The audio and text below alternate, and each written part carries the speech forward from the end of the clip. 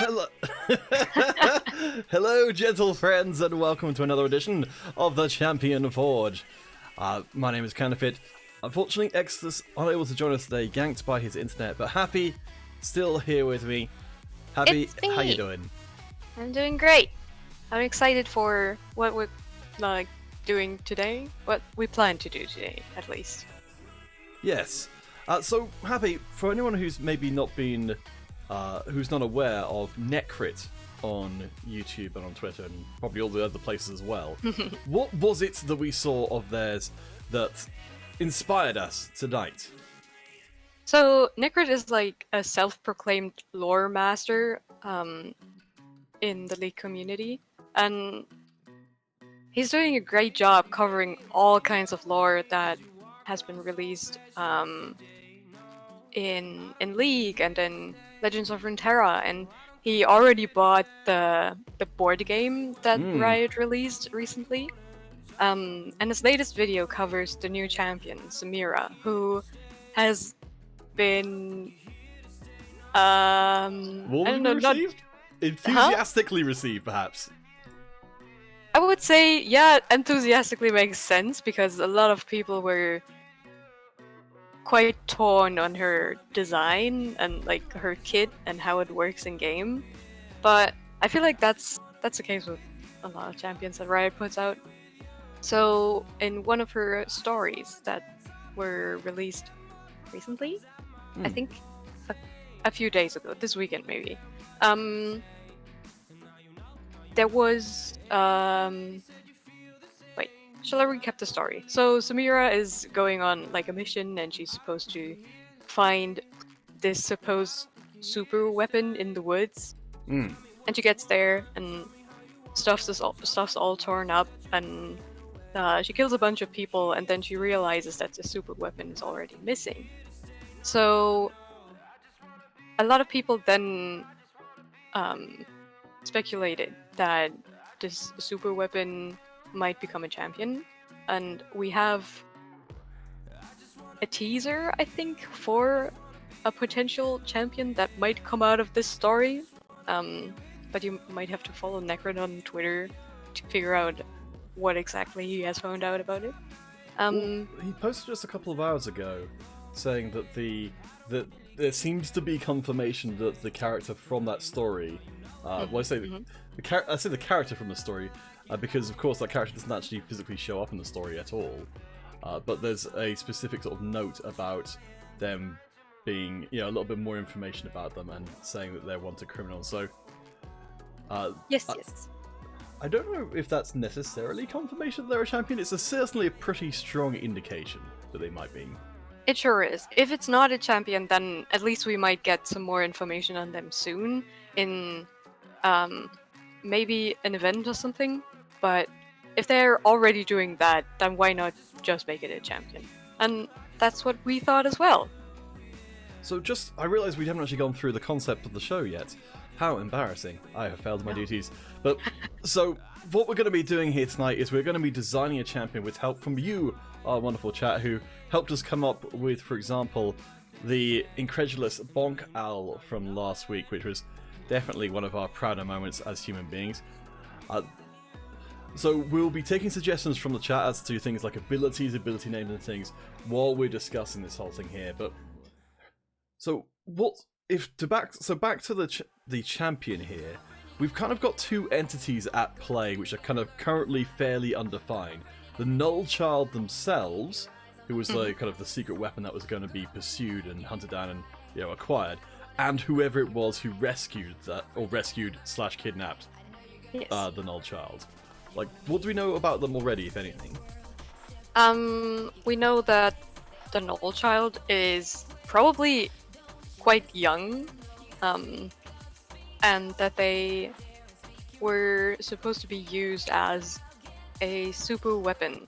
And Samira was sent by her former officer, I guess, to retrieve the child.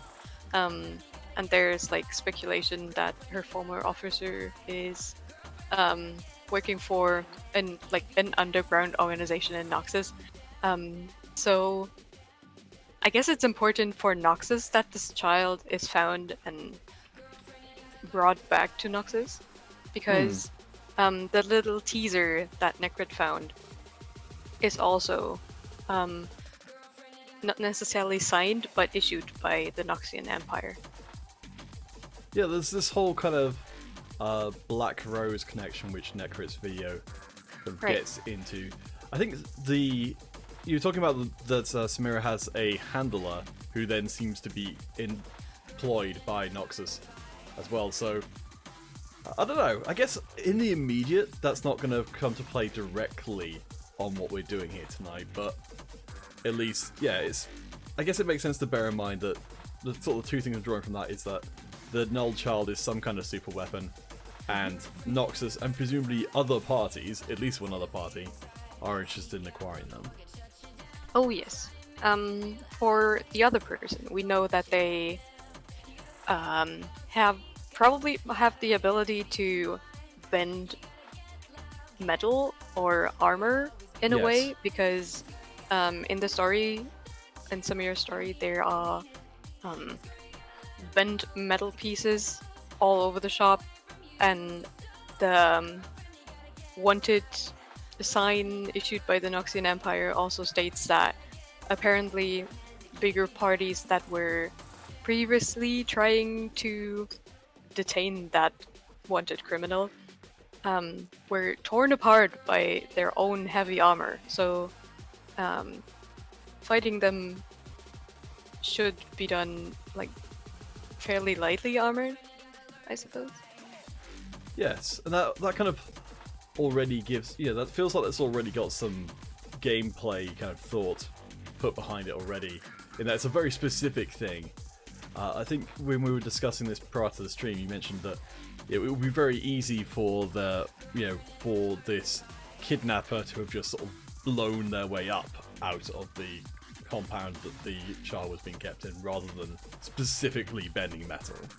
Yes. And so that's kind of like, I think that's more or less it in terms of what we actually know from the Riot side of things as to what these two beings are involved with. As far as like the Null child in question, we were kind of discussing the idea of bringing them together as a joint unit rather than like having, say, the kidnapper, name to be confirmed, and the child as two separate champions, or just one champion who's the kidnapper.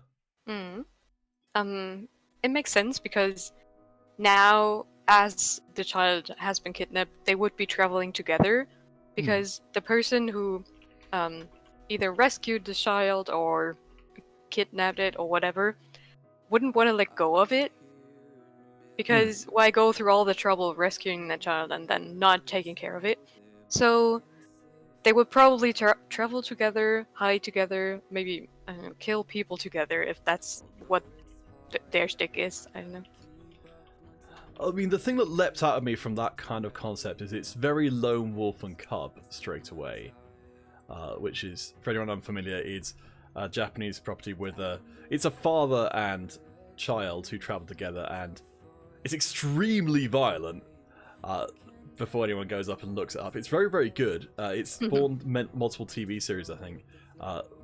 And the Mandalorian Star Wars program, which came out relatively recently, is effectively just a knockoff of Lone Wolf and Cub, in that it's a warrior traveling with a child, and the kind of like dynamic that brings into play is different enough from everything else to make it a kind of compelling story.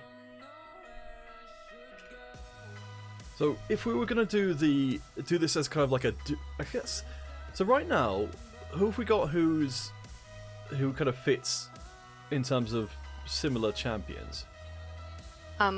We do have Nunu and Willem as just a big guy and a small guy. Yes. Although they are very different. Nunu is a child, like a human child, and Willem is a Yeti.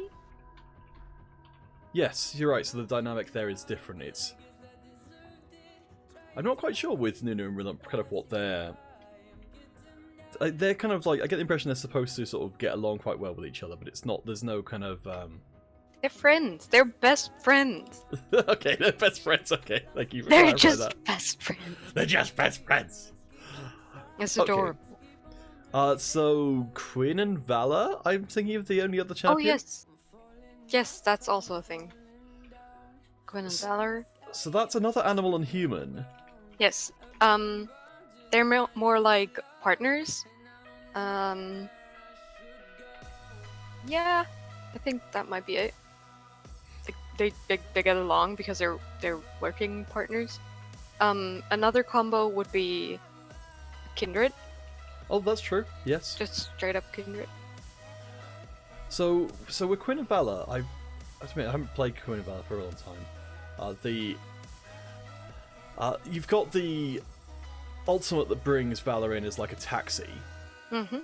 But and Queen kind of And he's on fires the keep. Valor. Yes. So used as part of kit. I suppose that's the same for Kindred as well. Like different abilities use different people. People. I Yeah. don't know. That makes sense. That's true for all of these pairs, isn't it? That their kits have a kind of divide between this is an ability, well, arguable for Quinn and Valor, but for Nunu and Willump, so the consume is very much Willump, the snowballs are very much Nunu. Yeah. So, like, yeah, they've got, like, this is this entity's ability, and this is this entity's ability, so that's something which you can maybe bring across. Yes, for sure.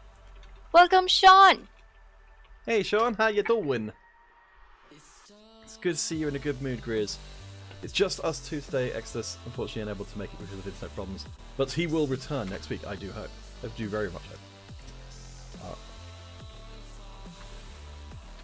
To each party. So, is there anything else which kind of leaps out at you from any of our kind of pairings there that are things that kind of like the ways they approach that partnership, which you either like or perhaps even don't like?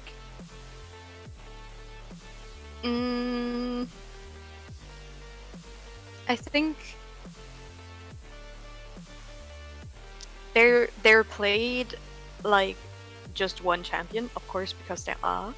But they could have made it so like they could have made it a bit more distinct, because old Quinn, you would actually transform into Valor, and then you could like do things as Valor. Yes, I think it looked like with Quinn and Valor they were trying to explore the idea of having like a tag team approach of swapping out to a different champion, but it seemed like they never really kind of got that idea to work to their satisfaction, and so it ended up being abandoned as a kind of concept. Yeah, but I also feel like that's because a human and a bird isn't the greatest tag team. What are you talking about? These old friends who just hang out together. Yeah, but like, buddies. what would freaking Valor's abilities be? He's swooping down and pecking people, and then maybe he does a little flapperoo with his wings, and I don't know. That's just not particularly compelling. I mean, just give him a Nivea's kit, sorted, done. Yeah, but then it's like you either have the choice between playing straight up a Nivea or playing Quinn and a Nivea, and I would always choose to play two champions at the same time. Well, that actually brings up a really good point.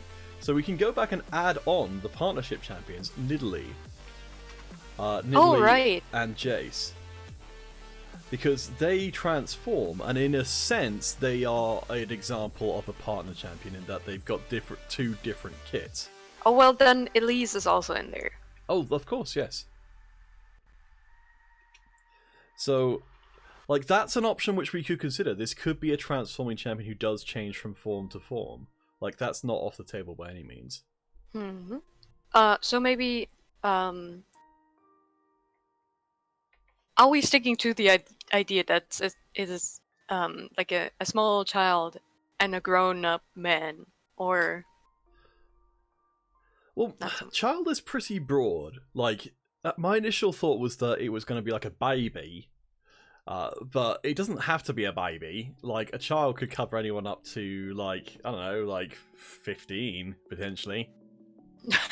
I mean, that's probably a bit far, but like, it definitely doesn't need to be a baby. I think it could be a small child, like maximum 10 years. I wouldn't want to make it a teenager, because Okay. that's a whole different dynamic then.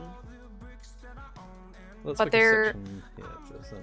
there are these sort of dynamics in other media where you have like a small child and then a grown man, and the child sort of helps the man find purpose or whatever. Like, I'm thinking of Leon the Professional, actually. Yes. And I think something like that could work, where they're like very distant at first, and they just sort of grow into this father-son relationship in a way. But then you had a different idea about what the child could do and what then would later happen to the man because of the things that the child could do. And maybe we should just jump into this and try to explore the kid in a way, so we don't have to beat around the bush with that. Okay, well, because like I definitely want to kind of overrun with my concept here, but I'll lay out what my concept is coming into this. Because so my kind of take on it, and I'm very very open to this being modified, thrown away, whatever, is that the was of calling the champion the Null child, because the entire thing's about the, and I don't think there's been something like this in League of Legends in this kind of way. It uses the idea of Kael's ascension, like that kind of mechanic of a champion changing as they gain levels, to have this kind of accelerated aging thing. As so the child starts off as a baby. Sorry, I like saying that too much.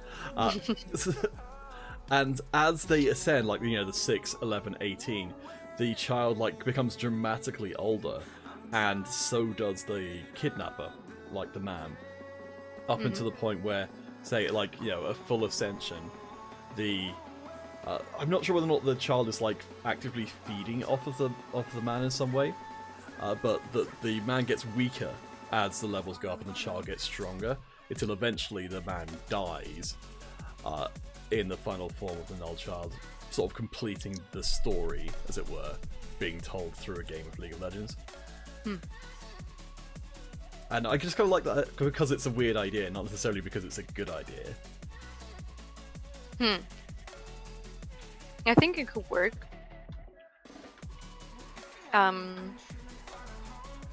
So with each level in your ult, you would then get another stage, just like Kael, right? Yeah, I think that's the base idea for it. Like, whether or not it needs more stages than just the 3, I don't know, probably not.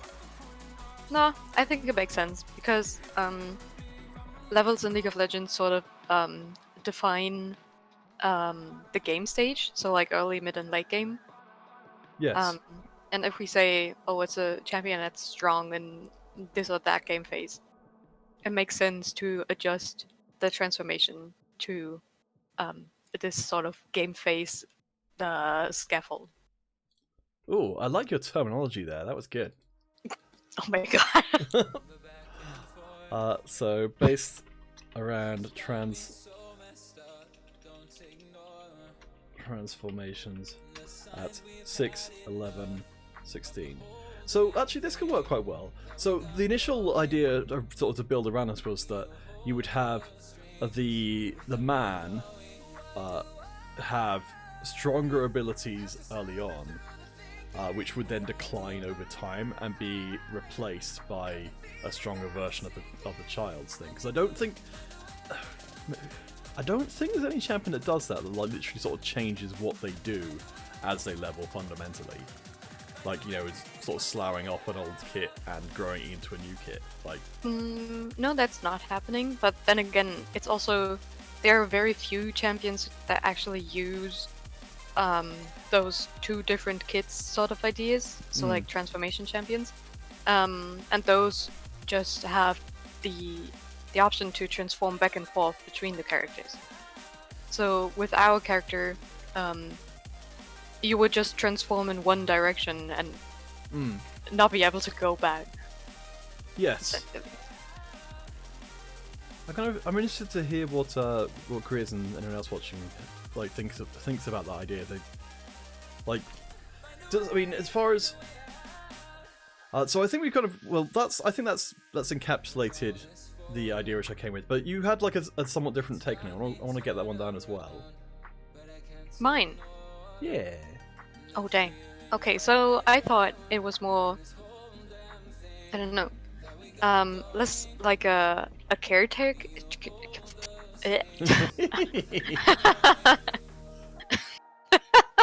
Sorry. We'll get there. We'll get there. It's fine. Don't hurt it. It's fine. I thought about it as less like a caretaker, but more like maybe this guy was tasked to get the child out of there and to a certain place, but the child doesn't want to go there because it knows that it would just be imprisoned again or used for some sort of purpose that it doesn't have any control over.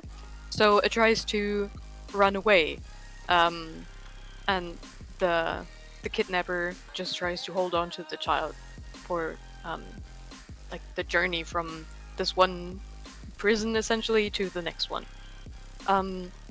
So in game they would sort of stand in each other's way to sort of like basically keep each other from getting to their respective goals, which for the kidnapper is getting the child to where it's supposed to be from like his point of view, and for the child it's like getting away, being free. So I don't know how to translate that into game mechanics, where like in the early levels they would just use their abilities and sort of they would clash, or they would have effects that then made the other part of the champion weaker. But as they grow through the game, they sort of get closer and realize that in order to not die and get anywhere in life, basically, they have to work together eventually. Yeah, because I like the idea.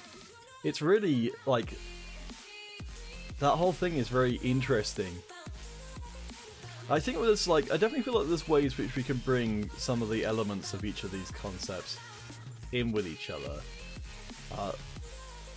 Because it sounds like we've both got this idea of a journey in there.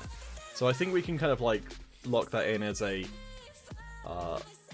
like a joint concept that we want the character to go on a journey. Oh yes. So let's go down there and lie on the ever reliable. Pete, can you link the whiteboard? Oh, I'm so sorry. I completely forgot to that. My apologies. Oh no. Oh yes, sorry. I didn't notice you typed in Discord because It's okay. No worries. Also, nobody on the stream saw that link and is going to join in. Nobody. Oh no. Nah. Alright, so locked concepts. We've got the idea of... There we go. Ah, I'm glad. For a second I was really panicking. It's like, oh no, wait, it's definitely you. Hello. So locked concepts. So character goes on a journey. So, I mean, gosh, like, this is so much more of a interesting, like, problem to wrangle with here. Like, in terms of, we're getting a lot more into sort of design weeds than we've probably ever gotten before. In terms of, like, the kind of stuff that could realise that idea. Mm-hmm. Like, something that occurred to me when you were talking about your idea was the whole thing of, like the journey could be to a physical destination. Like, you know, is the Null, like the Null child character trying to get to the opposing fountain? Huh. I mean, no. That doesn't work. Like, what if you would always play that character with Rise, and then just teleport into the opposing fountain at some point? That's stupid. No. I think I think you mean it's it's workshopable. That doesn't work. So many people would just abuse that mechanic. I mean, okay, well, just get a teleport, then like suicide mission one of your teammates into there, place a pink ward, teleport onto the pink ward, won. Easy money. I think it's an interesting concept, but I think you're right that it has a lot of immediate problems. It sure is. Like, I think it's a good idea that they maybe have sort of like little destination goals. Okay, yeah, I think that could be that could definitely try and build on the whole things. They could have a quest system like Kindred, where they're supposed to go to certain parts of the map over the time. I don't know kind of how to make that particularly compelling. Oh, hey Benny, how's it going? But that's certainly, because I think probably for a lot of Riot champions as well, they have a lot of ideas which is like, this could fit this kind of champion, but whether or not it ends up in a final kit is very kind of like, can we make it interesting? But yeah, that does tie to the journey system. Yeah? It would be fun if that champion was a top laner, and then they would be forced to go out of lane at some point. Okay, yeah. Because there's always this problem where, like, people complain that their top laners are just stuck to their lane and they never leave. Yeah, I think that's kind of a neat idea. Because you could probably use a lot of the same systems that the Kindred one has, which is that it's somewhere in enemy territory that you have to go. And I don't know whether or not you need to do something when you got there. I think that's maybe a little bit more compelling than just like go to this place. I think it could be something like, you know, the Skarner shrines. They are in fixed positions, but I think what if those destinations that they have to reach are in what's the opposite of fixed? Random. They're like, yeah, they're all over the place basically. Like they can 1 minute they're here, next minute they're there. Yeah, like bar chimes, Benny. Yes. But I don't mean that they have to go there and pick those up, but they have to remain in this like space for a set amount of time to sort of activate the goal, or like, I don't know, to reach the goal in that sense. Okay, and then they get like a little buff. I'm just gonna do a little bit of clean up to make sure we don't end up with too much text on the page. Yeah, so I guess, yeah, I think Benny's sort of right in terms of it's basically like, it's like a quest. The most basic way I can think of to do this would be like, it's effectively like bard chimes, except the way instead of picking up chimes, you're activating Skarner shrines. Yes, but I also wouldn't say that you get stacks from it, so it's not like a permanent thing, but it's more of a like an immediate little buff that you get. Like, I don't know, more attack damage, or more I don't know, a bigger vision radius or something like that. Something stupid. Something that's like reasonably strong, so that you would have an incentive to go for those little goals. Okay. So as far as I would kind of like, I kind of feel like, I mean, I guess this is much more sort of up in the air, but like, I kind of like the idea of them being permanent buffs over temporary ones, just because of the whole sort of journey idea. So they get stronger the longer the journey. Yeah. Yeah, makes sense. We could do that too. Just another stacking champion. Woohoo! But stacks are so fun. Yeah. But like, how long are you expecting your games to be? Like, if you have get on a team with this one, with Vagar, with Senna, Nasus. I would say in the same way that people mock mercilessly the idea of a 3-hit or like 4-hit passive. What I have seen about that is that come back from Roger Designers is the reason why it turns up so often is because it works so well. Yeah. Like, That yes, Gathering Storm. Well, I mean, if it is a permanent thing, the thing I like is that it gives you a choice. Like, if we kind of like making it more of a thing where it's like it's two people just traveling together, you get the choice of do you want to take the time out to go get this stuff, which maybe is always in enemy territory, I don't know. Or do you want to concentrate on something else? And then you've got an actual sort of gameplay choice.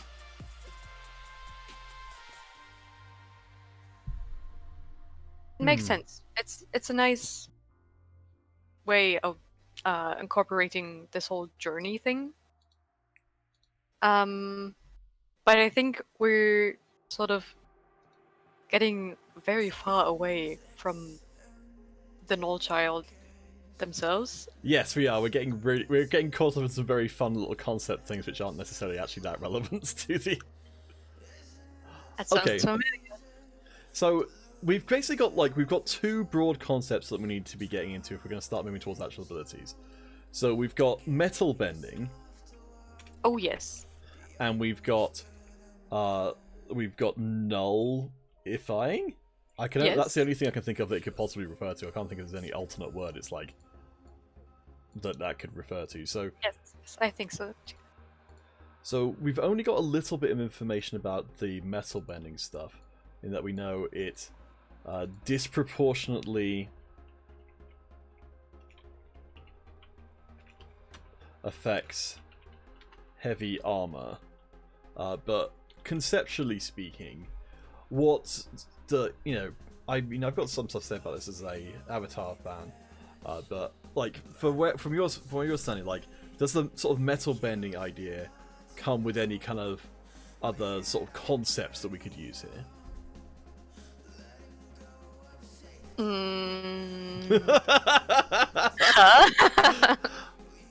Okay, well, I'll tell you what, I'll just kind of do the stuff which I'm thinking of.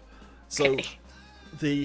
this isn't really, I guess to be fair, this isn't really metal bending per se, but I did have the idea, which again may not really be for this champion, but of, in the story, at least, the walls are kind of torn, sort of ripped apart. Mm-hmm. So I was thinking that maybe it isn't just metal bending as such as it's sort of elemental manipulation.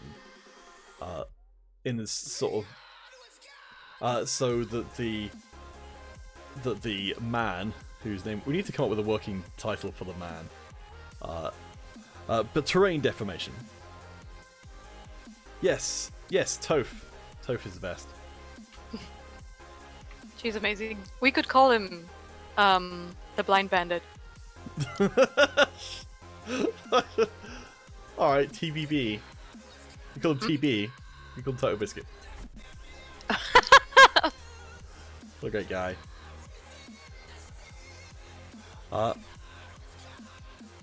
Okay, yeah, let's just call, maybe it can destroy terrain like the Ornn E. So the Ornn E raises a piece of terrain. So the idea which I had, which I can't remember how much I explained before, was the idea that you would have, like, in the same way that you've currently got the elemental rifts let you kind of raise walls and lower walls and things, that of giving the bandit, the man, like, the ability to do that as part of the kit. So, like, there would be set places where walls could be raised or lowered or extended or retracted, which their abilities would allow them to do. I think it makes too much sense for this specific champion to give them terraforming abilities. I think that might be for a different kind of person. It is, yeah. I think you're right. The terraforming stuff is cool, but it's probably not this champion. I feel like because we already have 2 champions in one kit, basically, we should maybe just stick Adding a third to. champion. Let's go. We should maybe just stick to the metal bending as just metal bending. All right. A thing, a concept. Well, so the most obvious interpretation I can get from the story is that the man like takes armor from other people and adds it to himself. Either that, or he throws it back at them and kills them with it. Okay, yeah. But I think it could be a great passive ability that, like in a radius around you, you steal armor from your enemies, like I don't know, a percent amount. So it wouldn't make sense to build armor against him in lane.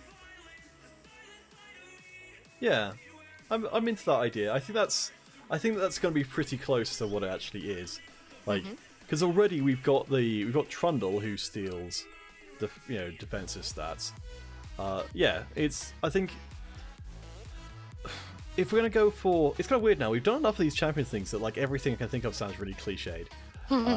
But like maybe he's okay. Just like barf out a whole kit instantly. Okay. Which is that he strips armor off of nearby like large monsters and champions and adds it to themselves as a shield. And as that shield gets larger, he gets slower, but he can cash in the shield to fire projectiles of that armor. Oh, and then it like explodes in a big pew pew pew. Yeah. That's cool. I like it. I think that could work. What do you guys in the chat think, Grizz and Benny? Grizz and Benny. Grizz and Benny, best friends forever. Do they know each other? I don't know. Now they do. No, they don't. You better become best friends, so that song works. But I mean, I think, well, it could be either. Like, it could be an AOE or it could be a skill shot. I think AOE makes more sense, because it's like, I think the man should be like a tanky boy, who fights in melee range. So when he goes in and like steals all the stuff, he gets like a big strong shield, and then while he's still so close to them, he can use the shield pop as like an AOE effect. How about in the grand old tradition of the Champion Forge of over-designing a champion? Hey! How about what if he can cash in his, like, if he has like an armor bar, like a shield which comes onto him, that he can cash it in to fire it off as like a sort of a shot, like a Talia shot. But if it gets to maximum, then it will then turn into like a Scion W, like Benny suggested. Yes, okay. Alright, so Talia... Q, I think? Yes, but just one Q. Yes. So Talia Q that saps shields, and Scion W at max rank. And maybe that's all on the same ability. It's just that it changes when you've got to full. Yep, makes sense. Okay. Yeah. I mean, that kind of like, I feel like that could already be a champion in of itself, without adding on any of the other stuff, like just with some extra abilities. But again, over designing. Let's do it. So, what ability would that be? I think Q. Yeah. Like the passive effect is like a stealing. If you imagine like a Renekton Dominus, is it? That it's just like, it's sort of like in an AoE around him. It's kind of like it's constantly stealing armor from anyone who's near him, and then it's building up. And then the active is the spit out a pit, which I guess maybe can have like a weak form when he doesn't have any extra armor, but gets a lot stronger when he does. Yep, that's good. I also feel like the stealing armor should be an exclusive Q passive, because Yeah. the passive of the whole champion is that there are 2 champions. Yeah. They don't need another passive on top of that. So what do you mean? More passives is better design. No. All right. So let's move some of the stuff out of the way. So we'll bring. What I'll do is I'll bring back in stuff for which we've written before as we go. But because we've only got a very limited amount of space on the screen, we're just gonna start getting us to just the stuff we need. And then if we need to bring the stuff back in, I will. Or if anyone wants to see any of the stuff which we previously looked at, I will bring it back in if you just ask. So, okay, so actually this stuff can go up here. So we've got the conceptual stuff on the right-hand side, and we've got the actual kit on the left-hand side. So, the kit. The kit. It's so big. I am impressed. Hog. Okay, so we've got... let's make this a little bit bigger. Ugh. Oh no, it's getting smaller. That's not one at all. So Q. And we're going to need your assistance chat and come up with the names of these abilities, because we're not very good at naming abilities. So passive, steals percentage armor in AoE around the Null Child, let's just say, for sake of argument. I still like this idea of just calling him the Null Child, just because I feel like anything and the Null Child is an enormously long name. Yeah, that could be fun. I think the guy should be named Bob or something. Bob and the Null Child. Oh, shredded metal. I love it. That's nice. Nice job, Benny. You on board with that, Javi? It's a good Alright, one. so shredded metals. Constantly gives... let's just call them TNC, because it'll take too long to type it out every time. A shield that grows up until a point. So active shoots out a shard of metal, empowered by proportion of shield.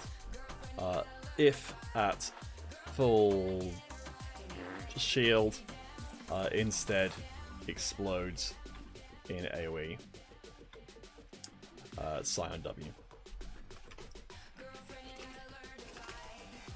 Cool.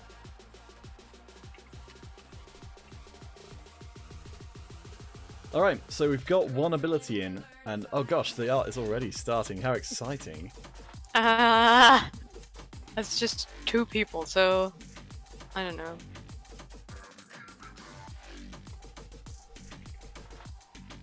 Unfortunately, we run into a little bit of naming crossover with Mordekaiser, but who cares, honestly?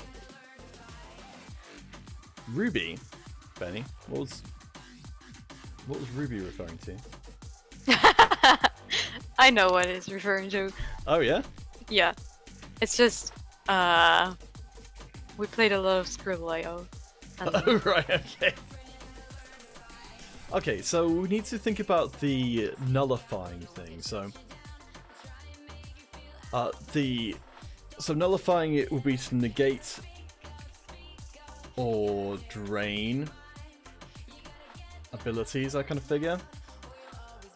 I don't think it probably should be any kind of silencing effect, because right as a whole have been trying to move away from that, and I kind of think that it's a little bit of a crappy idea to not be able to use your abilities at all. Yes. Benny, maybe some magic resistance related stuff.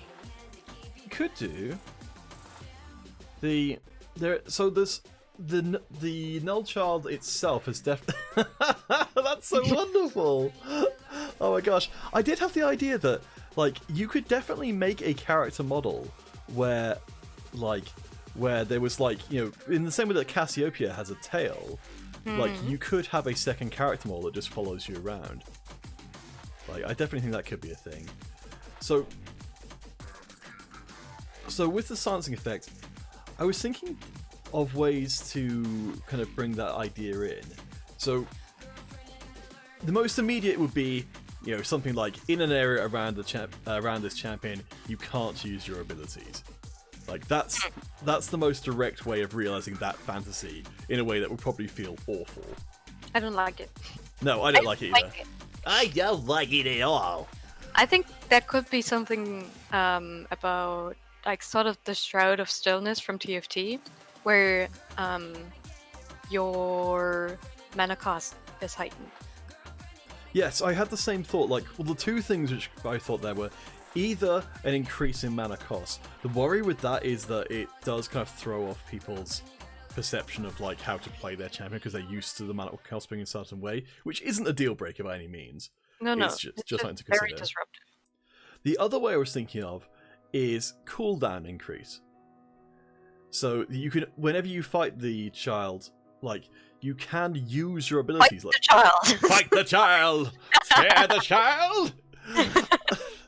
Whenever you fight the child, like that, you can always use your abilities because it won't be until you use your ability within the AOE. This won't have an effect. So it will never be like, oh, my ultimate costs 100 mana. Now I have to remember it costs 110 mana or whatever when I'm near the child, which is probably quite hard to do. I like the cooldown idea because if you use, say if you use your ultimate near the child, that you're then the cooldown it will go on will be larger. Yeah. And that way, it doesn't stop you playing the way you want to play. It's just that you will have to wait longer to then do it again. Mm-hmm. But I don't know. What do you think? Like, are you more leaning towards mana increase or cooldown increase or something else? No, I think cooldown increase is a good one. And maybe as we progress through our journey, it could be like it could do something different. I mean, I guess the most straightforward way would just be that if it's an AoE around them, it just gets larger. Mm-hmm. And if we're going to really sort of mine into Kale kit, it could be the kind of thing that maybe it's part of the kit that it's like when at the early levels the child can kind of exert to express this aura, and maybe later on it's just constantly active. Mm-hmm. Okay. Yeah, nice. Okay. So we have sort of it's an active at first, and then like later on it becomes a passive ability. Yes. Okay, so if we're gonna go Poppy style, that would be a W, right? Mm. Oh, it could look like the Poppy W as well. The W sort of creates this domey shape around you. Mm. And when people bonk into it with dashes or whatever, it sort of pops. So I think this could work when you use the child. Use the child! Use this ability. This sort of the domey thing would pop up around you, and every time somebody, like one of the enemies, used their abilities, it would slightly pop, so that I think it's more fair to play against, because you would have a visual indicator that something's working on your abilities. Yeah. Yeah, visual feedback. Nice, Benny. Nice. Okay. It's used inside of the AoE. Yeah, I think that's a really good idea. Mm-hmm. So visual feedback when this happens and cap on how many times it can occur. Mm-hmm, mm-hmm. So, Benny, to get back to you on how to change form, quote unquote, we wanted it to be more like Kale's Ascension thing, where at level 6, 11, and 16? Yes. You change form and you become, like, at first you're like a small child and then a middle-aged man, and then as time goes by, as the journey continues, the child grows up and the man gets older and older. Bob. Poor old Bob. This is a Null child and Bob's your uncle. Oh no! This whole thing's been building towards that. Yeah, so Charles growing up, Bob. It's gonna be Bob now, isn't it? Has to be. Older. I really like the idea of Bob dying at level 16. Like, just because it's so different from what you'd be expecting. Like, coming to that. Okay. Like, I don't know. I just kind of like the idea of, like, because again, like, as much as we're trying to break boundaries here, you've never had a partnership champion who loses the partner at a point in the game. Not at a point of the game, but like when Nuno and Willem die, Willem dies first, and Nuno's like, "Oh, I will save you, Willem," and it's heartbreaking and sad. We're gonna blow that out of the water. You'll watch Bob die Oh before God! your eyes. You will see the child who's grown to love Bob in their way, in their time, lose them on the battlefield and swear revenge. That could be really good for like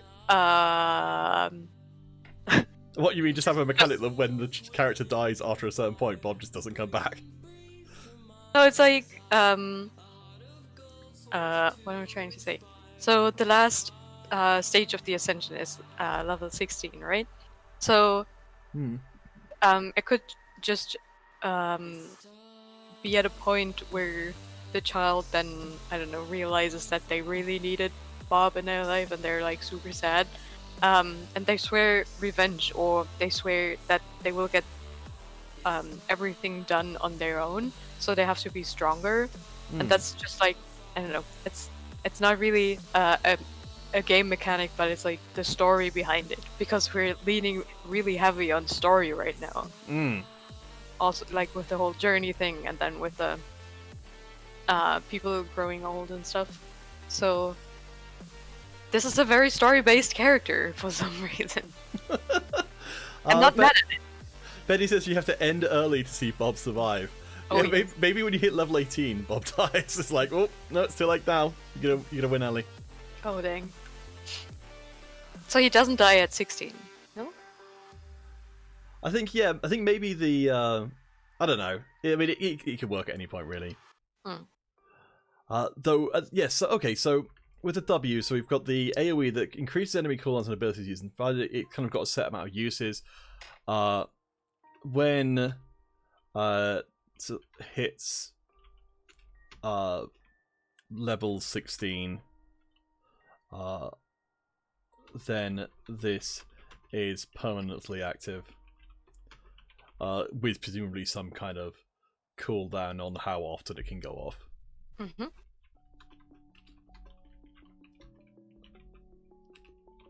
Okay, so what's going to be the name of the W? I mean, it could be something as obvious as something like Null Shield or Null Zone or... The Null child used Null Shield. The Null. So, shield child.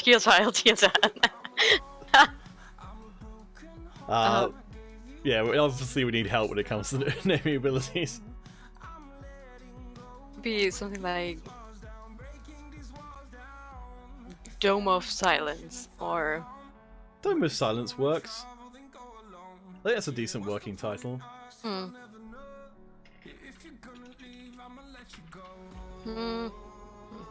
But then people might think that it's a silencing spell. That's true, yeah, that's not so good. I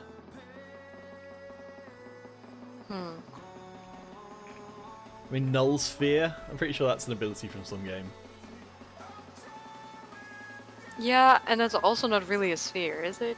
It's like, it's not a full circle. Like, when you say sphere, I'm thinking about the Dark Spheres from Syndra. Yeah. Benny, I'm not dropping any frames, so it shouldn't be lagging. Okay, I don't know what that was about then.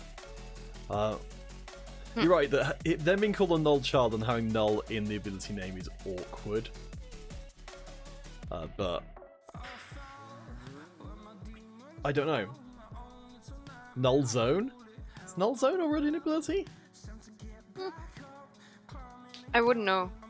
Castle and Q. Oh, is that Null Sphere? That would explain why it was tickling at my brain. Oh dang. I mean, I'm happy with Null Zone as a working title because at least it kind of gets the idea across, even if it doesn't necessarily have any particular poetry to it. Not hearing any objections, so let's go with that for the time being. We could call it the Hush Hush Zone. Alright, yep, you're right. Hush hush. I did have the idea when I was out walking, like, what if there's a don't wake the baby mechanic? So, where it's like, if they take enough damage, that it has some sort of extra effect. But that's probably one passive too far. Field of Denial. Yeah? I like That's it. pretty cool. It's and cooler sounding pretty- than the Hush Hush Gut Zone, though less hilarious. It's very edgy. It is. It's exactly the kind of ability name I would expect it to actually get. Mhm. Okay, so far we haven't gotten the idea of the idea of Bob getting stronger and Billy getting. God, they're called Billy now, are they? We haven't really got that in the abilities yet, but maybe it's something we can come back to. Billy, jeez. Oh, jeez. See, if Exodus is here, Yes, I don't. he would would make those jokes. I'm Yeah, I was trying saying, like, to I don't know chill if it would be. I don't know if it would be better or worse. Ugh. Okay, so we've kind of got our two sort of iconic abilities already in the kit, which is the whole like interaction with other people's abilities. Because I really like the idea of a Yasuo wall. Yeah, no, Ben, you're doing a great job on the names. I like the idea of a Yasuo ability that only affects abilities. I think that's a cool idea. And it's relatively easy to understand as a player as well. So you could just go in and auto attack them to death if you Yeah. are like an auto attack based champion. Yeah, Yeah, it's that like makes it's a very specific kind of thing that it's like they're very good against people with like, skill shot. Oh, or kind of like, just getting up in people. I suppose, yeah, so for Field of Nile, so presumably the enemy would need to be in that field for it to work, rather than just their skill shot coming in. So already we are tying the champion into being... Actually, no, we've given them two different reasons why they are a tank. Because Shredded Metal has to be close, and Field of Nile has to be close too. So they are pretty close ranged as a champion goes Yes. right now. I don't think that's a bad thing, but it's just something to bear in mind. It's not. I think it could change with the passive. So that, I don't know, maybe their attack range increases. Oh, sorry. Oh, do you mean in terms of when they get... Oh, when they level up, yes. Yes. So as the child is growing up, it can, I don't know, throw sticks farther than as a baby. Go along, son! Yeet the child! Yeet the child! Yeet the child! Right, well, this is going well. Alright, so... Yeah, we've got a lot of... Oh boy, there's so much going on with the champion, it's crazy. Okay. We still haven't put the journey aspect in there. Is that No. also a passive? It should be, right? Yeah, the journey is definitely a passive. Passive number 2. How many passives on the kit will we get? A lot. The Q wouldn't be as effective. Well, I guess the Q is probably going to be... Yeah, because I imagine it's probably quite a short range skill shot. Maybe it slows or something with the like the shot version that it's just like a lump of metal that hits someone in the back of the head and they're like, ow, so that you can catch up to them. And then when you're in the middle of the enemy, then the AoE makes sense. Yes. Yeah, actually no, that makes total sense. Okay, let's just give it a slow then. So it's skill shot and slows. I guess the Silent W effect could slow damage, whatever. David. It's like we're the riot department who just like come up with ideas on napkins and throw them at the actual champions live department who are like, stop coming up with stupid stuff that wouldn't make any sense. Alright, so I think we've got two very well realized abilities which help represent the duality of the champion. Now we've got to come up with two other abilities that do something. Oh, dang.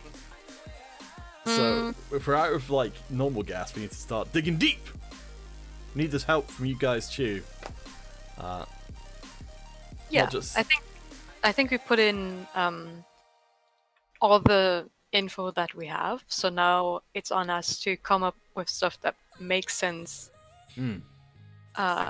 with like the info that we were given. So the Null Child is supposed to be some sort of super weapon, and right now the only thing that the Null Child does is create the field of denial, and I feel like that doesn't really sound very weaponizable. Yes. E maybe mobility. That's certainly the most traditional way to approach it, because the E oftentimes is. I'm thinking that so if a child is going to be used as a weapon, it's probably not going to rely on that child being a particularly good fighter in order for that to be a useful weapon. Like, it's not like they could be like, they've got major karate, and they're gonna like punch you. They're gonna punch you so hard they're gonna be considered to be a super weapon. It's like, that doesn't make any sense if they're a child. It's got to be something that presumably they could do by them without having to actively do anything. Like I don't know, they just charge up and like blow up an area or something. I mean, this is already a pretty AoE focused champion. But is that so bad? No, I'm sorry, I'm not saying that in a bad way, but just like, if this isn't a sort of an area denial or kind of area control champion, that I think the most direct way would literally just be like, you plonk the child on the ground, and then it's a field of denial emanates from it, and then after a while it explodes. Or something. You could play Huck the Child. That would be extremely looked upon extremely poorly. I was so in the sense of stuff that's going to follow me around for the rest of my career for even suggesting it. Like a shroom that you just like, you've got child, yeet the child, and then you can it's like whoop, and then the child like blows up after a little bit, and then returns back to you. Oh, yes! 1, 2, 3, 4. Yes. Okay, now I know what you mean. I understood hug the child, so I was confused. Yes, throw the baby like an archery stretch. Just kick the baby. We're not punching the baby across the field. No, we can yeet it for sure. I mean, this is definitely the most. I was thinking, coming into this one, this was like one of our big challenges: is how do you include a child as part of a combat situation without having it become extremely distasteful? And I think we are, as much as yeeting the baby would be pretty hilarious, I do think we are straying pretty close to this is like unacceptable way to treat a child in a war zone kind of area. Okay, maybe we don't eat the child. It would work mechanically. It would work very well. I think. Yes, it would. We would just take the Teemo mechanics from like placing shrooms. Maokai already throws at children, yes, but they don't look so much like children. That's true. I mean, Everybody's telling us to yeet the baby. We can't. We can't yeet the baby. it's almost like an Oriana. I was kind of thinking like an Oriana ball kind of situation where you kind of like. I think if you place the baby, it would be a lot less distasteful than eating your. Oh, so you place it on the ground and then it's like a landmine, basically? Yes, effectively yes.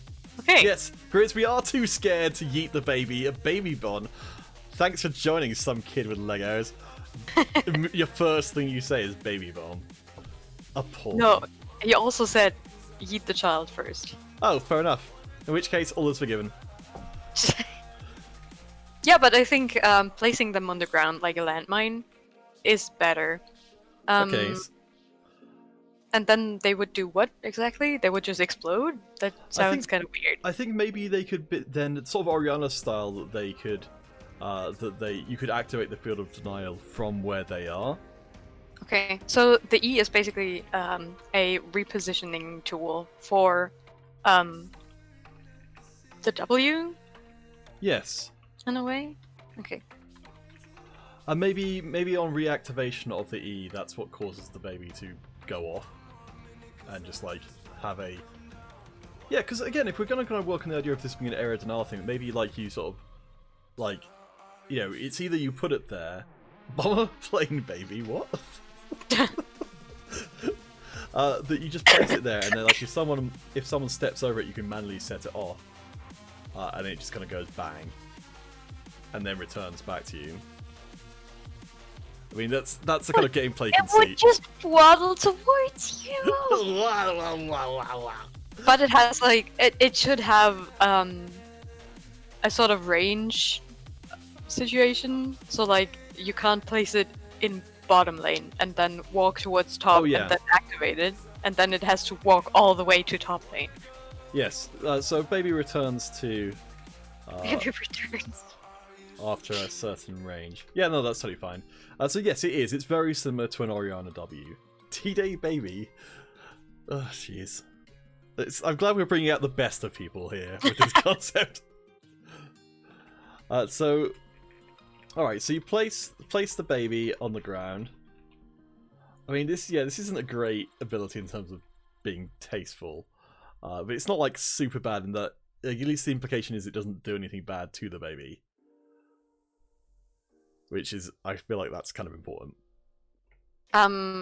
Also, I don't think it's like Orianna Q, because Orianna doesn't actually have to be in place. She doesn't have to move to the area where she wants to place the ball. She doesn't have to be in range. But like, in order for Bob to place down the baby, he has to walk to the position he wants the baby to be in. And then he like puts the baby down, and then he can move away.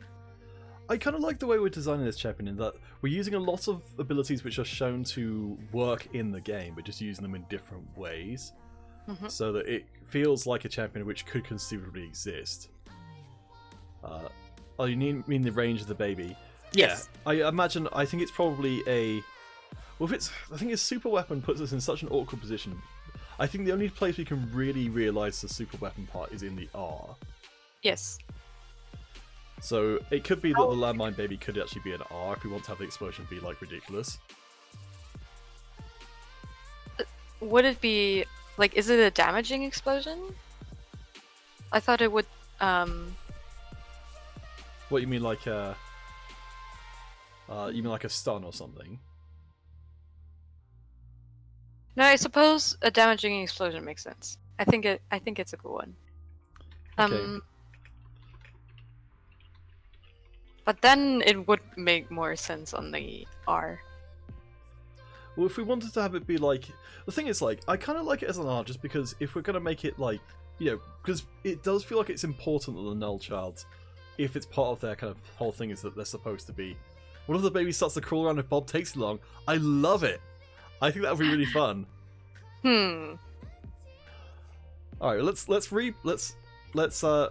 reconstitute this as a... so massive.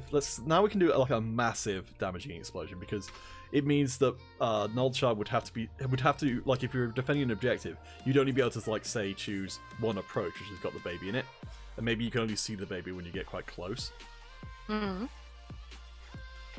But yeah, I love the baby returns after a certain range, and will start moving by itself. I love it.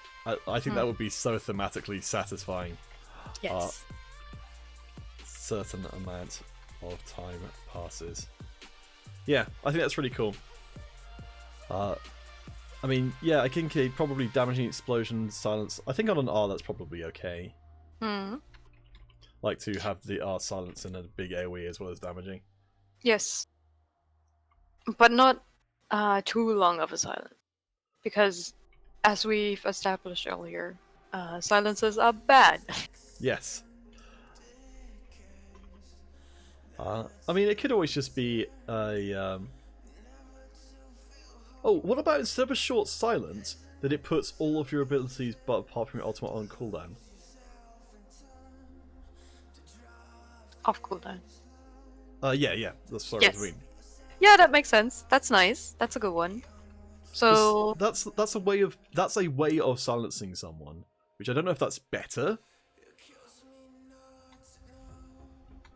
Oh, you mean that? So, like, all the enemies' abilities are on cooldown. Yeah. Yes, okay. Okay. I don't thought know- it would refresh your cooldowns. But it could. But it doesn't really make sense thematically. It would be less fun to play against. Yeah, I don't know. Is it actually worse to have your ability cooldowns, like abilities put on cooldown, rather than because certainly for some long ability, long cooldown abilities that you kind of, if you were to say silence for 4 seconds, probably a lot of abilities have longer cooldowns than 4 seconds. You're effectively silenced for however long your abilities cooldowns are, which that might be too much. But silence also doesn't allow you to use your summoner spells, right? That's true.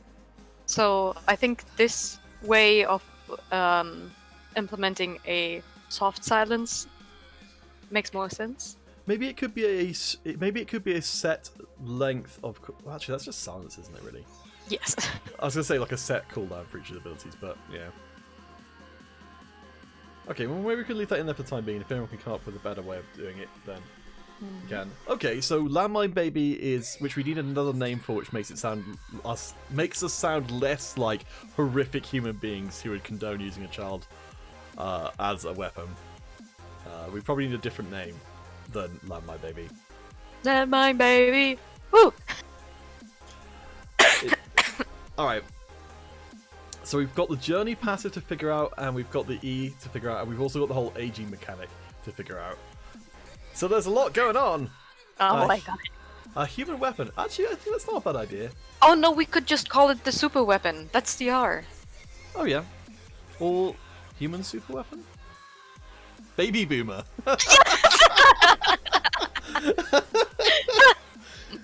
Oh boy. Baby boomer. Alright. Well, there we go. It's really off-brand with the other ability names. Well, I guess we can put it in as the we'll just put everything in there and we can always change it later on.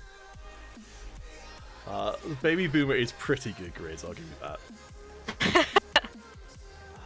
Alright, so we've got an E to come up with. So far we have 3 different kinds of AoE. Oh, this one could just be, I don't know, a speed up or a short dash, because we haven't had a short dash in a while. We've got like everyone.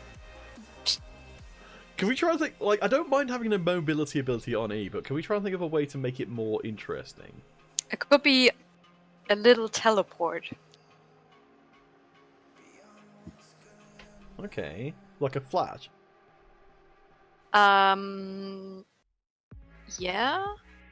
Or more like a blink. You know Katarina's Shunpo? Where Yeah. she blinks to one of her daggers. But I don't know if that makes sense for a heavily armored dude and a super weapon boomer baby. Oh, some kid came up with the idle animation of... Yeah, I think we could definitely include that as an idle animation. Oh yes, that's fun.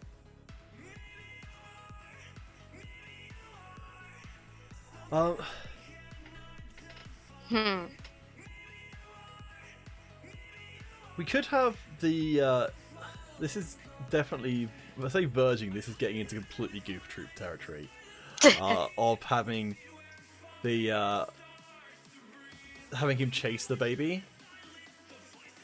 I just think the visual of that would be pretty amazing.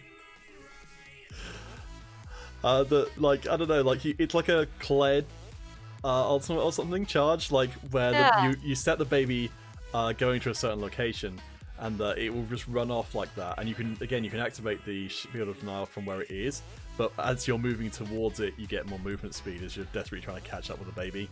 Yes, that's so cute. I love it. Alright, I mean it's extremely silly, but it's very, it's only very, I don't know what, Hurry Child. That's a good, like Hurry Child is a good ability name. It doesn't quite fit with what's going on in that ability, but it's a good name. I could be Hurry Up Bob, and the child is the one saying it. Because, Okay.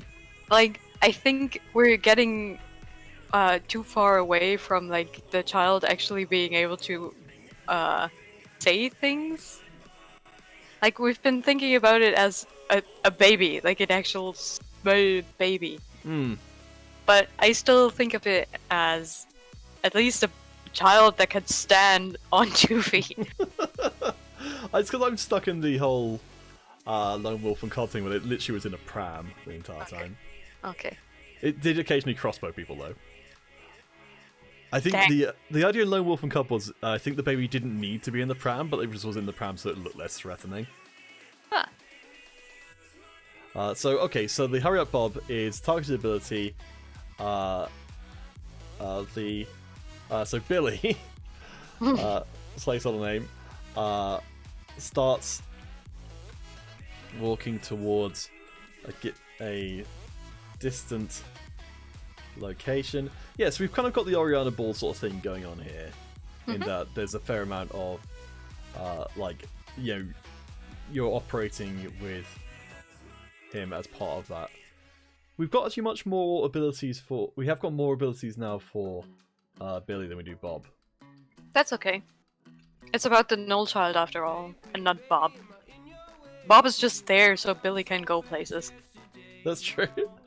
Okay.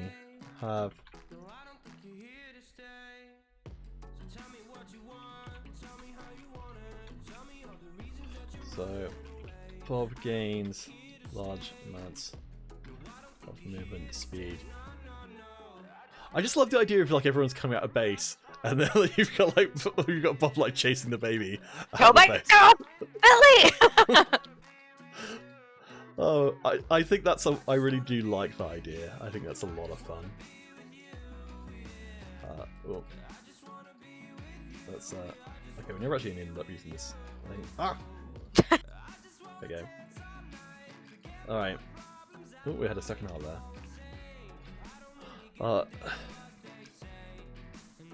Oh, and maybe when Bob gets close to Billy, he leaps to grab him, and then he can leap across terrain to do that. So you've got like that kind of whole thing going on. Yes. Road trip comedy. Road trip comedy. Yeah, because that is right. So you'd have to. That could be a lot of skill expression there, where you like the way you set, like wherever you send Billy to, like you have to plan it out in advance what his route's going to be, so that you can then get away. I think that could be a really cool ability. Yeah, it could be really fun. I like how the first 2 abilities, the ones where we actually had like law backup, have those like super ridiculous intense names like Shredded Metal and Field of Denial, and then we have Hurry Up Bob and Baby Boomer. I mean, I'm just I really like that idea. So yeah, I'm very invested. Yeah. I think that's actually a super good idea for mobility ability, which is like, I think that's the first time I can ever think of that there's been an ability even remotely like that. So that's pretty cool. Okay, so the 2 things we've got remaining then, oh man, we are going long today. Is the journey passive and the form changing mechanic. So the most straightforward way I could think of to do this would be, and this is a pretty brute force method of doing it, is that initially like a stat multiplier, that where at level 6 you have like a, say, 150% attack damage multiplier, and a 50% AP multiplier, so that any attack damage you buy will be more effective, but any AP you buy will be half as effective. And then at level 11 those equal out. Oh yeah. And then at level 16 they switch. So that kind of, just to represent the sort of the aging, is that Bob's getting weaker, so him being the one who's primarily auto attacking becomes less effective, but the abilities become more effective. That makes sense. That's fun, because then, I mean, it's also kind of annoying as a player that you have to itemize AD first, and then switch to AP somewhere along the way. Start with the gunblade, yeah. I mean, it's a weird idea, and I don't know if it's a good idea, but it's. I mean, we're kind of here to sort of learn design by doing it, and I think that because you're right, like the game doesn't. Well, I suppose like you could argue that it allows you to make the choice. Like, if you want to have a specifically strong early game, you can build the AD. Or if you want to kind of like be somewhere in the middle, you choose a hybrid item like Gunblade. Or if you want to like just focus on your late game, you can then pick up AP items from the beginning and then just accept you're going to kind of suck to start with. Yeah, it's a good idea. I like the hybrid build idea.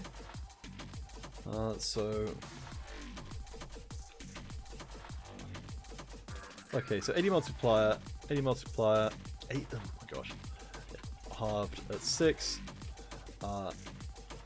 AD and AP normal. So yeah, so if either way you went, you would have about 2/3 of the game where it was fine. So like for the AD part, you would have that early on and mid game, and for the AP part, you'd have that mid game and late game. Right.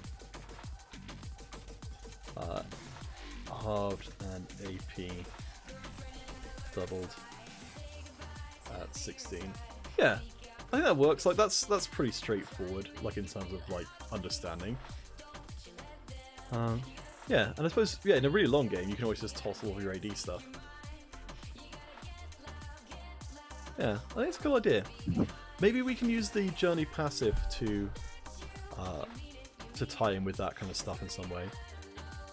So, AD and AP just added on top of that?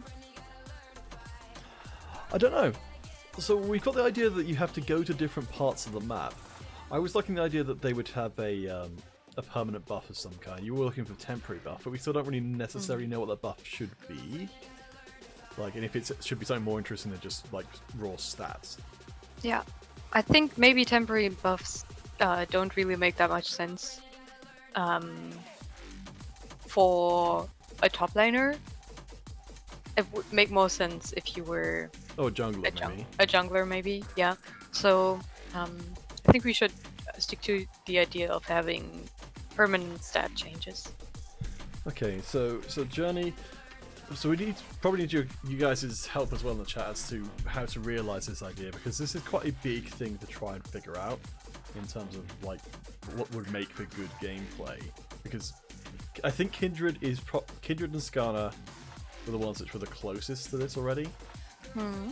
Kindred more so. Skarner, because his shrines are fixed, he doesn't really have to go on a journey. He just knows where his shrines are. So they're randomly allocated, so you don't know in advance. Would other people endless stacking your caps? I think it's some of that's going to depend on what we're actually going to end up giving as a reward. Yeah. Do you think like Kindred's one that everyone should know where they are? These journeys destinations? I think it would make sense to give the enemy team a chance to shut him down. Okay.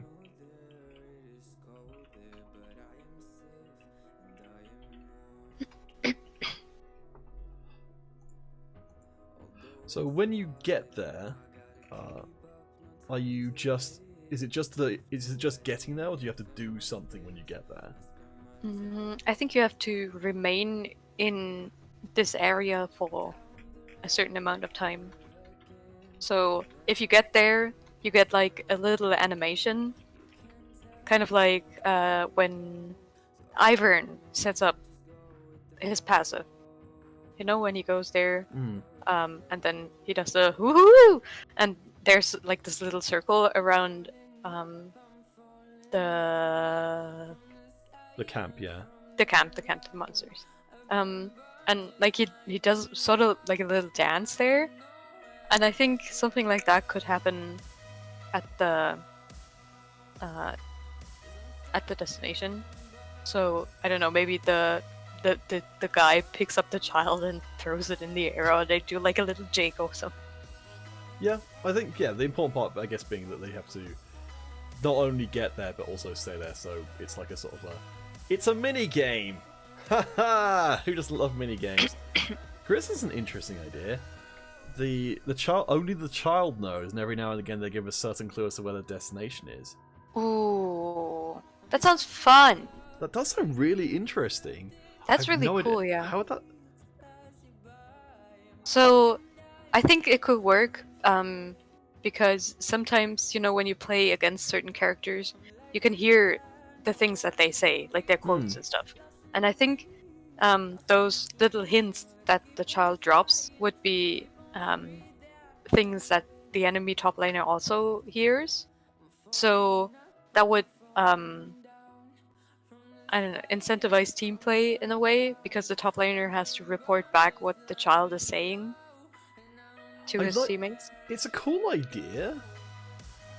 I was thinking maybe something like a little bit more like I love the idea of the voice quotes. Like I like the idea that you could there could be like, I don't know, like 10 different places on the map that they would kind of give you hints as to where they were, and that you would need, say, about like, I don't know, like 3 or 4 hints to really know for certain. That is a cool idea. I mean, I guess it could be subtitles, so if you didn't have sound on it would still be okay. Like forced subtitles. I was thinking as well, maybe along those same lines, that you could have an arrow that points you towards where it is, but because it only exists for a short time, like maybe once every minute or so, that you'd have to sort of triangulate where it was. Yeah, and it sort of blinks or flashes just once or twice, and then it disappears again, and then it comes back the next minute. Yeah, maybe it lasts longer the longer the game goes on, so that you're more able to, like, you've got like a sort of, you'll be able to find a certain amount of them over time, but it's just like if you go out of lane and try and actively seek them out, then you've got a better chance of being able to find where it is. Yep. Though that means we have to toss out if it'd be really weird if this can't be revealed to everyone, because if everyone but the Null Chart player knew where it was, then it would be... Yeah, that would be stupid. So it's only revealed to the Null Child player, but there should be sort of indications for the enemy team to at least... I guess maybe if the enemy team did know where it was, that wouldn't actually be that bad, because it's not like they're going to tell the Null Child player where it is.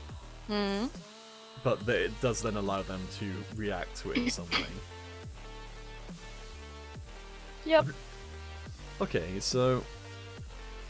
They also wouldn't know when the Null Child player figures out where the destination is, so they wouldn't know when to set up a trap there.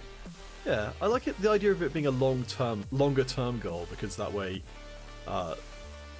then it's like, yeah, you can kind of like set up, like, okay, we're going to play towards this side of the map because of this, or we're going to intentionally play on the other side because we know that they want to be around here. So, okay, so you have an arrow that shows up for a few moments, giving direction.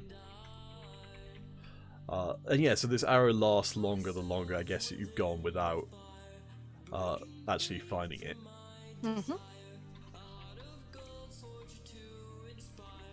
So, what kind of rewards would you get for...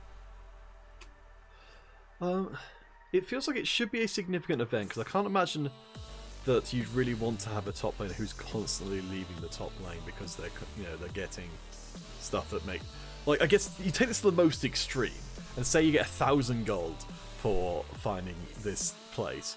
Like, Whoa. I mean, this is just for illustrative purposes. Like, and if you get 1,000 gold, then why would you stay in lane? Because you get more money if you go in the river and start looking for this place. So that's what I kind of mean. Like, it can't be so big that people will neglect their lane, and it also can't be so big that, like, you have to do it or you're screwed. Yeah, get a slingshot so you can yeet the baby, Grizz. we've met you guys on the middle here with the Spike the baby on the ground.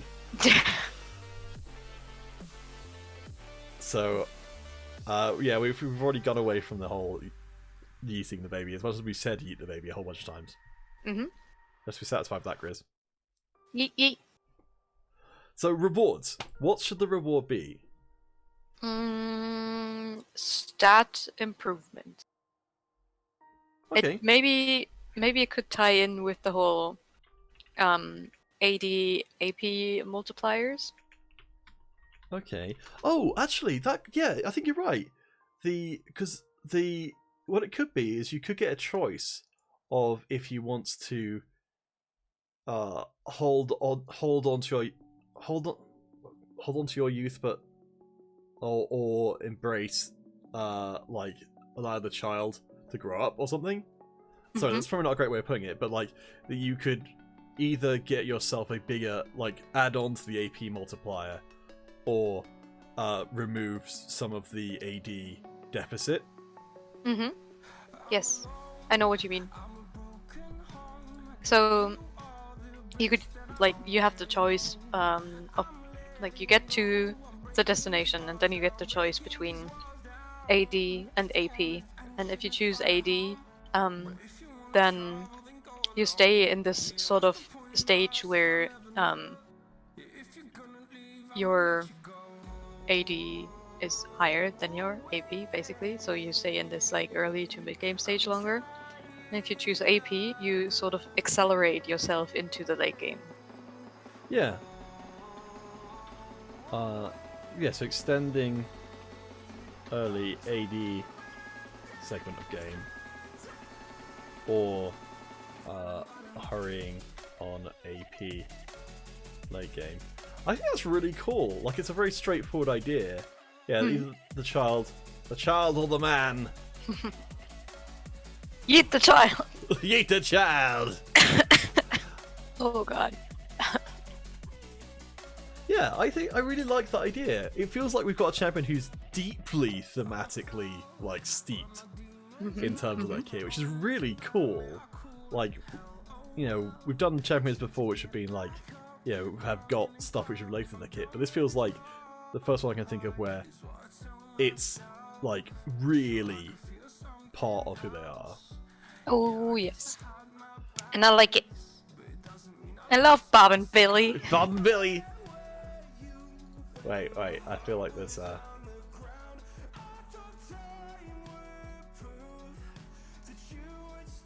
we go. Keeps the rain off. Why not a top hat? I mean, you're right. Oh gosh, I can't even draw a straight line. No! It's a flower! Bob, Billy, and Bob also. Oh my god, the dance! You know what the dance could be? Bob just whips out a banjo and Billy dances on a log or something. Starts Irish dancing on a log.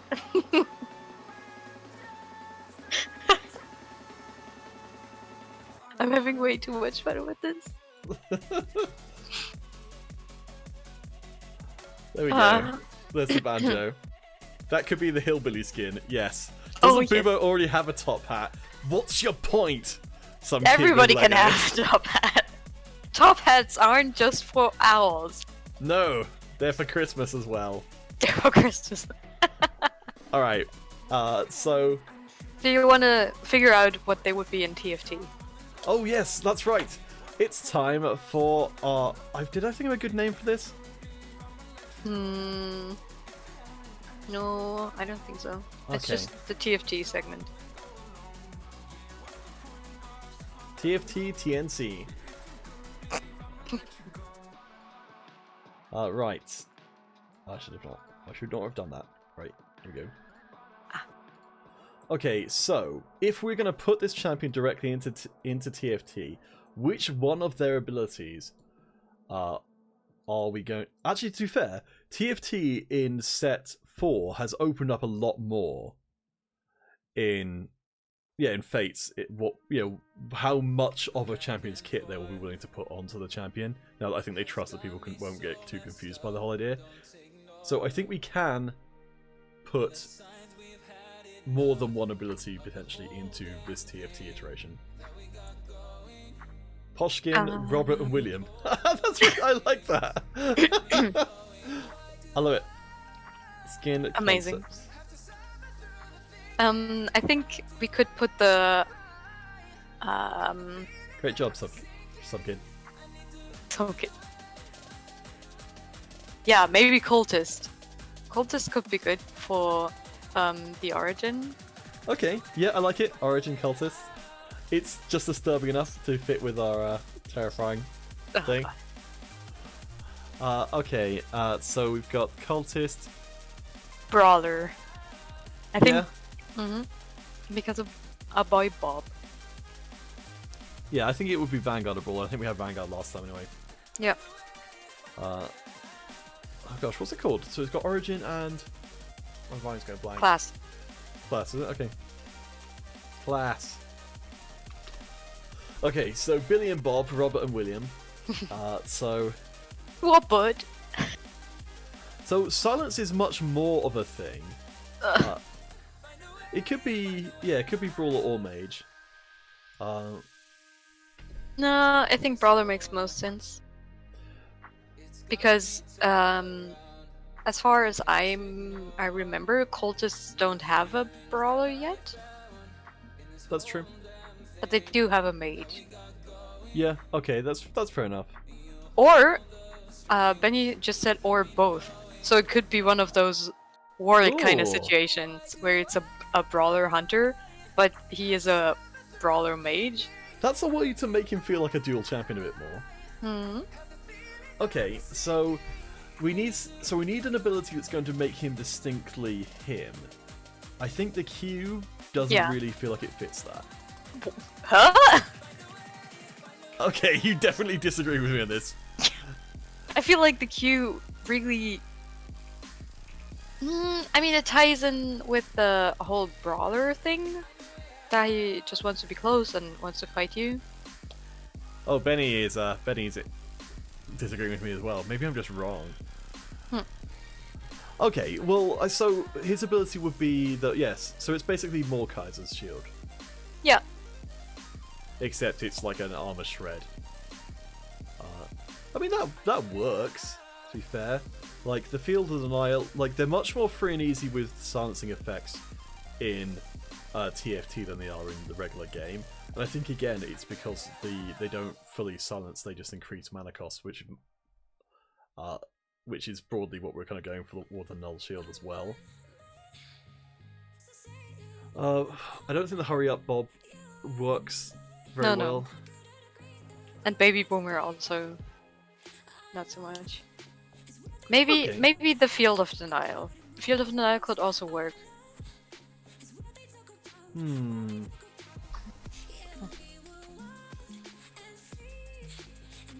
Maybe you're a Brawler, and then after the Galio appears on your board, you swap to the Mage. Oh, and then it your changes the Field of abilities... Denial. Yes! Yes. It's just about as over-designed as it needs to be. Woo! Shredded. Okay, so it's shredded. Metal. Until Galio drops. Then Field of Denial. And these abilities are kind of like... It's kind of nice that they're well established enough that we don't even need to write out what abilities do at this point. It's kind of just obvious. So yeah, I mean that was quick. Yeah, I think that's a really cool idea. I think that would actually be really fun. Okay, Good so champion. I'm really sad that Exodus couldn't be around to help. yes, well I hope he gets to. I've been recording this just in case. 4 cost. Yeah. Yeah, I don't think there are many cultist 4 costs, if I remember correctly. There's Jin, Aatrox. Oh, there's 2 already. Yeah, but also Warwick is a 4-cost Brawler. And Ari is a 4-cost Mage. What about making them a 5 cost? Oh, They're dang. Like 2 champions in 1. Yeah, maybe. Also, the Could Null be Child good. is best boy, so... I mean, you would have to decide between the Null Child and Zillion. Oh, that's true, yeah. I don't think there is a slot that doesn't have someone in there already. No. 3 costs are... Oh, it could be 3 costs, actually. That's only Callista in there right now. And Elise. No, Evelyn. Oh, that's true. I think I like 2 things at every single slot. Mm-hmm. Yeah. Well, I think probably an earlier slot is more acceptable than a later slot. Yeah, so maybe 3. Okay. So 3 cost. I think Booble was also a 3 cost. Yeah, it's the I can't make a decision and we don't really know enough about TFT design to really make a valid one. That's fair. I think... Well, both... The thing is, like, with how coherently the champion is designed here, like, both of those abilities are useful things to have at any point. Yes. So, like, it's not like you're going to be like, oh, damn, I wish I had the shredded metal right now. Like, it may be more useful, but it's not like you're going to be like, oh, well, the champion is garbage now. I think... Let's go for 4 costs, just so it's different last time, and also because then it's 2 for each of them. Okay.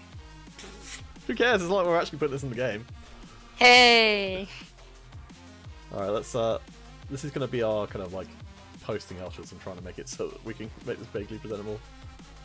Alright, so the last thing we need, and you did a great job this last time, is champion quotes to end this out here today. Because we have been running for... Oh, we're getting up from 2 hours now. Okay, we need some quotes. Boys, get us some quotes. And don't say yeet the child, because none of those would say that. Yes, we'll choose the 2 best ones and read one out each. Are you up for that? Alright. I imagine all of these quotes are probably going to be between the 2 of them. Oh, yes. Or maybe both of them say it at the same time. Something Oh, that'd be creepy. If we are trying to make them into the cult thing, then that certainly works, I suppose. Oh, God.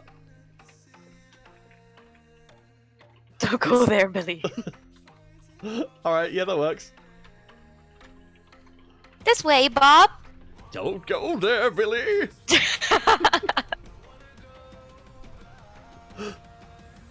Sometimes I wish I could just eat that baby. Sometimes I wish I could just eat that baby. Don't kick the baby.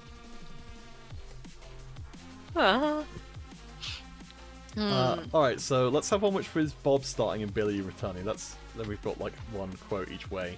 Okay. I think something about him getting old would probably work. I'm getting too old for this.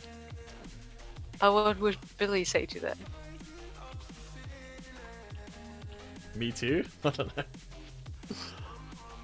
know. What do children say when their parents are like, oh, I'm getting too old for this? Look confused. You're silly, Grandpa.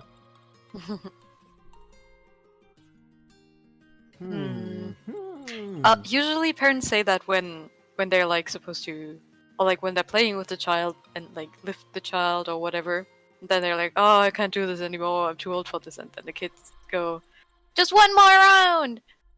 Yeah, you're right. You're right, that's definitely the right kind of area.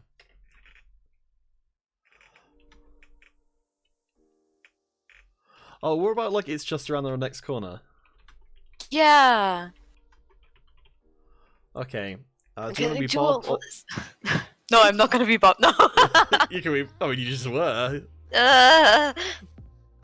But you're the old man. That's... Oh! Oh, I see how it is! I see. See, internet, see what I have to put up with in a young person's game. Oh, dear. Oh boy, it's my birthday tomorrow. Exciting Really? stuff. Yes, I will be I didn't even 36. know that. What? Yes. I know a lot of people in esports areas don't like saying their specific names, but I kind of feel like the sort of like passive ageism won't really go away unless people start being open about it.